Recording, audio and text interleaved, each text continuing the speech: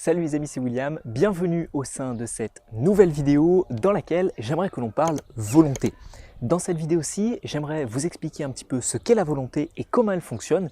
Et si vous avez cliqué dessus, c'est sûrement que vous cherchez à avoir des techniques et des méthodes précises pour améliorer tout simplement votre capacité de volonté. Donc dans cette vidéo-ci, j'aimerais vous donner 5 axes de travail sur lesquels vous allez pouvoir travailler justement ou sur lesquels vous allez pouvoir vous appuyer pour avoir plus de volonté sur vos projets. Mais en guise d'introduction de cette vidéo, j'aimerais quand même vous féliciter. Vous féliciter pourquoi? Tout simplement parce que si aujourd'hui vous cherchez à avoir plus de volonté, c'est que vous avez déjà franchi le cap du passage à l'action. C'est-à-dire que lorsqu'on va tout simplement avoir un nouveau projet, avoir une nouvelle envie, vouloir démarrer quelque chose de nouveau dans sa vie, quel que soit le domaine en question, que ce soit des relations, que ce soit des projets personnels, des projets professionnels, etc., eh bien il va y avoir un moment tout simplement où ça va passer du stade d'idée au stade vraiment de projet. Donc passage à l'action, c'est ce que vous avez normalement déjà accompli. Ensuite, l'euphorie et la motivation qui aura au tout début va commencer à s'estomper petit à petit. Alors chez certaines personnes, ça va prendre une semaine, chez d'autres, ça va prendre un mois, chez d'autres, ça va prendre un an. Et au bout d'un moment, on va laisser place tout simplement, et ça va laisser place à la volonté et la discipline que vous pouvez avoir au sein de ce domaine en question. C'est pour ça qu'on dit souvent aux personnes de se lancer dans quelque chose qu'elles aiment, parce que normalement, si vous vous lancez dans quelque chose que vous n'aimez pas, vous aurez encore moins de volonté.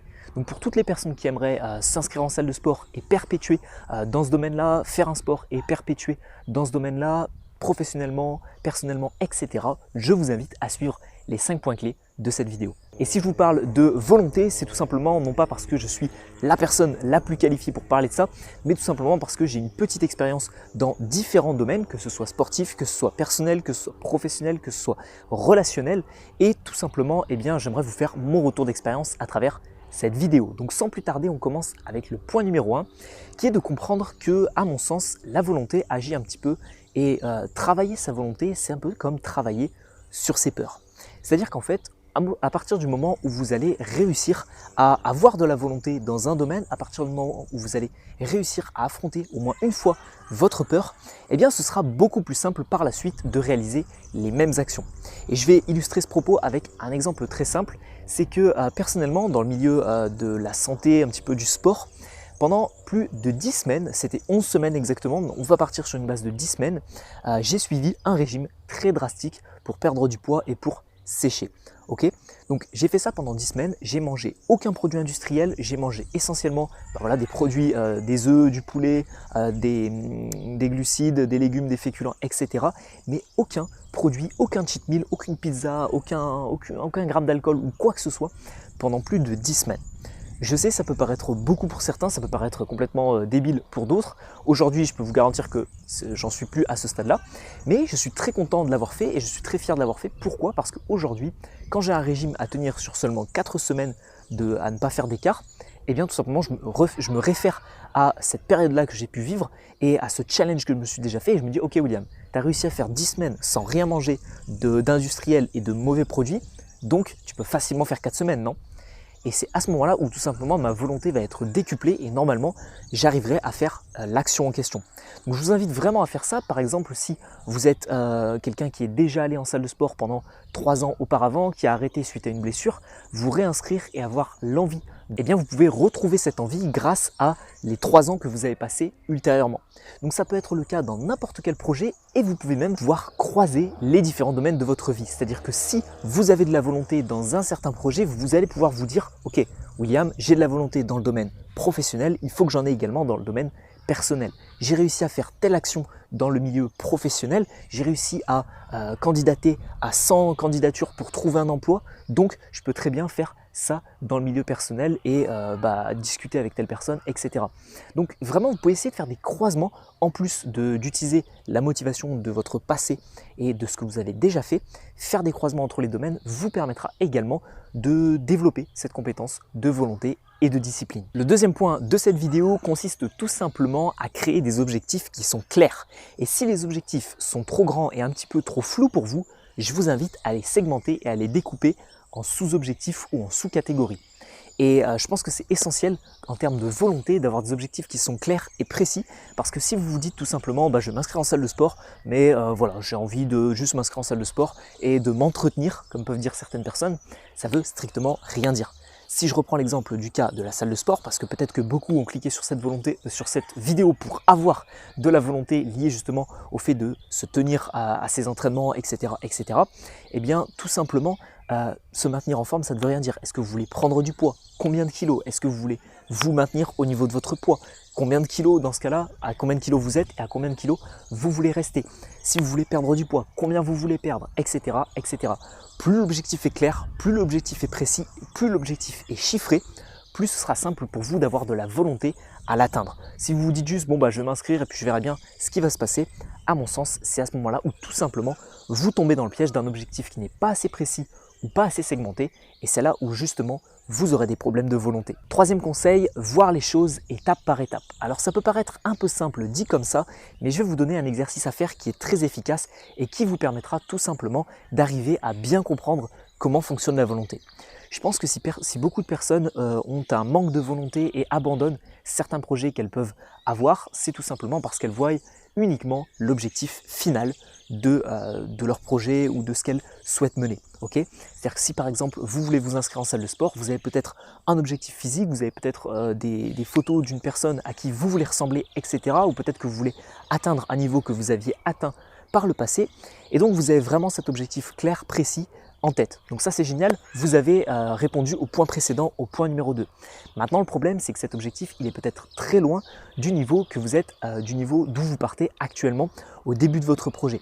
Donc à mon sens c'est tout simplement l'une des raisons qui peut faire que vous souhaitez abandonner et vous vous dites c'est un projet qui est trop grand pour moi, je n'arriverai pas à l'atteindre. Et l'exercice que j'aimerais vous donner c'est un exercice inspiré du milieu professionnel dans lequel tout simplement on réalise des projets. Donc, dans le cadre de la gestion de projet au sein de mon étude, on m'a appris un outil très simple et très efficace, le rétro-planning. Le rétro-planning, c'est quoi? C'est tout simplement le fait de se dire, ok, c'est très lié au point numéro 4 qu'on va voir juste après. Je me fixe une date butoir, je reviens en arrière et qu'est-ce que je vais faire tout simplement sur les différents mois, sur les différentes semaines ou peut-être même sur les différentes années en fonction de mon objectif.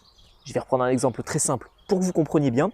Mettons que vous vous inscriviez en salle de sport, vous souhaitez perdre 20 kg parce que vous avez 20 kg en trop, vous faites 100 kg, vous voulez redescendre à 80 par exemple, eh bien ok, vous fixez une date butoir d'ici 2 ans, donc ensuite vous allez faire votre rétro-planning. Donc d'ici 2 ans, vous souhaitez perdre 20 kg, je pense que d'ici 1 an, vous souhaitez en perdre à peu près 12, histoire que la dernière année soit un petit peu plus simple que la première. Donc, vous souhaitez en perdre 12 à la fin d'année, vous souhaitez donc au bout des 6 premiers mois en perdre environ 7, ensuite 6 prochains mois 5 et ensuite la dernière année 8. Donc au final vous allez revenir en arrière petit à petit et faire en sorte d'établir un planning concis. Mais ça s'appelle un rétro-planning tout simplement parce que vous allez partir de la fin. Donc ça à mon sens c'est un exercice qui peut être très simple et très pratique à mettre en place, qui est utilisé dans le cadre de gestion de projet et qui peut être intéressant pour doper tout simplement votre volonté et ne pas avoir cet objectif trop lointain et ne pas savoir quand l'atteindre, ne pas savoir également quelles sont les étapes à franchir avant d'atteindre cet objectif, etc. Point numéro 4, comme je vous l'ai dit dans le point précédent, ils sont extrêmement liés, c'est le fait de se fixer une deadline. Une deadline, c'est quoi? C'est tout simplement une date butoir à laquelle vous avez l'intention de réaliser votre projet. Si je reprends le cadre de la personne qui veut aller en salle de sport pour perdre du poids, ok, au bout des 2 ans, je me fixe une deadline, le 31 décembre 2000, je ne sais pas combien, je dois perdre 20 kg, je dois avoir perdu 20 kg et être descendu à moins de 80 kg. Pourquoi une deadline? C'est vraiment important et je n'ai pas inventé ce que je vais vous dire là actuellement, je l'ai vu dans un speech de motivation de Arnold Schwarzenegger, une des grandes références bien évidemment. C'est tout simplement qu'il explique que sans deadline, eh bien vous allez un petit peu repousser les choses, vous allez laisser place à la procrastination et vous allez peut-être repousser les choses au lendemain. Vous allez vous dire non mais c'est pas grave, j'ai encore du temps pour réaliser ça, et au final vous avez forcément du temps vu que vous ne vous êtes pas confronté à un objectif et à une deadline et à une date précise butoir. Ce qui est également intéressant avec la deadline de comprendre, c'est que non seulement ça va vous motiver tout au long du projet, mais en plus de ça, ça va vous motiver sur la fin du projet. Personnellement, lorsque j'ai certains projets et je me fixe justement certains rétro-planning, notamment là en ce moment je filme beaucoup de vidéos cet été pour ne pas forcément en avoir à en tourner cet hiver. Donc si vous voyez la vidéo que je suis en chemise à fleurs alors que je la sors au mois de décembre, vous inquiétez pas, c'est parce que je la filme l'été. Ok, donc personnellement, je me suis fixé la deadline d'avoir certaines vidéos à tourner avant le 1er juillet. On n'est pas encore au 1er juillet, mais là je dois m'accélérer parce qu'il me reste environ une dizaine de jours pour filmer encore plus d'une quinzaine de vidéos. Donc l'objectif c'est tout simplement de se dire ok, à la fin de votre projet, vous devez accélérer et vous devez mettre les bouchées doubles si vous n'êtes pas parvenu à atteindre votre objectif. Si je vous reprends le cas de la personne qui veut perdre du poids, si au bout des 1 an et 8 mois, elle n'a perdu que 15 kg et qu'il lui en reste encore 5 à perdre en seulement 4 mois, ça va commencer à s'accélérer et à ce moment-là, la personne va mettre les bouchées doubles. Donc je vous recommande vraiment, d'en plus de créer un rétro-planning et de vous créer un planning précis, de vous créer vraiment une date butoir, une deadline. Et enfin, 5e et dernier point, c'est peut-être le plus important de cette vidéo, c'est de comprendre vraiment comment fonctionne la volonté. Alors, je l'ai mis à la fin de la vidéo tout simplement pour remercier toutes les personnes qui sont attentives jusqu'au bout de cette vidéo. Et pour les autres, eh bien tant pis. Si vous avez des amis qui ont quitté la vidéo plus tôt, dites-leur de revenir à la fin de cette vidéo parce que ce point-là est vraiment le plus important de cette vidéo. La volonté, comment ça fonctionne? C'est un gros ballon d'air ou d'eau ou de tout ce que vous voulez que vous avez et qui est gonflé en début de journée. Pourquoi pensez-vous qu'à la fin de la journée, on n'a plus envie de travailler, on n'a plus d'énergie, on n'a plus de motivation, on n'a plus de volonté? Parce que tout simplement, au début de la journée, on a plein d'énergie, on a plein de motivation, même s'il y a des personnes qui vont vous dire je suis un peu lent le matin, j'ai besoin de mon café, j'ai besoin de 2-3 heures pour me réveiller. C'est peut-être vrai, mais en tout cas, c'est assez faux dans le sens où le soir, vous serez bien plus fatigué que le matin. Et la volonté, tout simplement, au début de la journée, vous avez vraiment un ballon de volonté, un ballon d'air que vous allez dégonfler au fur et à mesure de la journée. C'est-à-dire que peut-être que votre collègue va vous dire, admettons que vous suiviez un régime, votre collègue va vous dire viens on mange au restaurant ou viens on mange à McDo ce midi, vous allez dire non. Eh bien ça va vous user votre volonté. Ensuite, c'est une personne à 4 heures qui vous propose des petits gâteaux au boulot, eh bien vous allez devoir encore une fois lui dire non et peut-être lui expliquer, etc. Vous allez encore perdre de la volonté. Et au fur et à mesure de la journée, eh bien il est possible qu'à la fin de la journée, vous n'ayez plus de volonté et que vous commenciez à craquer sur des biscuits apéro que vous avez chez vous ou des petits gâteaux que vous avez chez vous ou des petites friandises, etc. Donc bien comprendre ça, ça vous permettra tout simplement de pouvoir anticiper les choses par la suite. Si vous êtes quelqu'un qui n'a pas énormément de volonté déjà de base et que dans votre journée en plus vous en utilisez, fatalement le soir, eh bien, vous en aurez encore moins. Donc si vous avez des actions à réaliser, réalisez-les plutôt le matin. Donc si c'est un régime, vraiment focalisez-vous le matin et essayez de ne pas craquer le soir dû à cette baisse de volonté. Si vous devez par exemple travailler parce que vous menez un projet, c'est mon cas, un projet personnel à côté de votre projet professionnel, que vous avez ces deux facettes-là à mener, eh bien je sais que moi personnellement, je me lève extrêmement tôt le matin et qu'à la fin de ma journée de boulot, je finis le travail et je finis mon alternance vers 18-19 heures, eh bien tout simplement, je ne fais quasiment plus rien. Ok, je vais juste à la salle de sport et après, je vais quasiment me coucher. Sauf que le travail que j'effectue pour pouvoir vous créer des vidéos, du contenu, des formations et également des articles de blog, eh bien je mets tout ça le matin parce que je sais que ma volonté est très forte. Si je le mets le soir, des fois je vais me dire ok, je mets ça de côté et je me regarde une petite série, je me regarde un petit film ou je fais autre chose sur YouTube, etc. Donc j'aurai beaucoup moins de volonté. Donc je vous recommande vraiment de mettre toutes les actions importantes en termes de volonté le matin dans votre journée. Désormais, j'aimerais vous donner un dernier bonus pour clôturer cette vidéo, c'est de bien vous entourer et de peut-être vous entourer de personnes volontairement dues à un projet que vous avez personnel, professionnel, etc. Parce que c'est très intéressant de pouvoir s'entourer de personnes, que ce soit des amis, que ce soit des proches, que ce soit juste des connaissances que vous avez dans tel ou tel milieu et de vraiment créer un cercle autour de vous de personnes qui ont les mêmes ambitions que vous. On est la moyenne des 5 personnes que vous avez autour de vous. Donc si par exemple vous souhaitez, je vais vous prendre un autre exemple, arrêter de fumer ou arrêter de consommer de l'alcool, de la drogue, etc., et que vous êtes autour de personnes qui consomment ces substances, etc., eh bien fatalement, il y a de grandes chances pour que tout simplement vous retombiez dans votre mauvaise habitude. Donc à mon sens, c'est très intéressant de pouvoir communiquer, de pouvoir se faire aider par des personnes qui ont les mêmes volontés et les mêmes ambitions que vous. Ça peut être également le fait de prendre un coach personnel. Alors bien sûr, c'est quelque chose qui est assez compliqué à mettre en place pour beaucoup de personnes, même pour moi. Dans le milieu sportif, je n'ai pas forcément pris un coach.